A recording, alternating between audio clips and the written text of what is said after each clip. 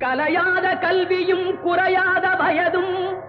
ஓர் கபடு வாராத நட்பும் கன்றாத வளமையும் குன்றாத இளமையும் கழுபிணியிலாத உடலும் தலியாத மனமும்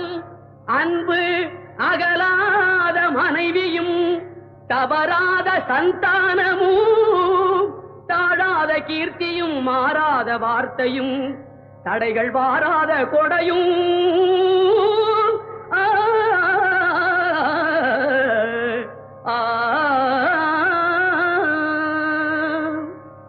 தொலையாத நிதியமும்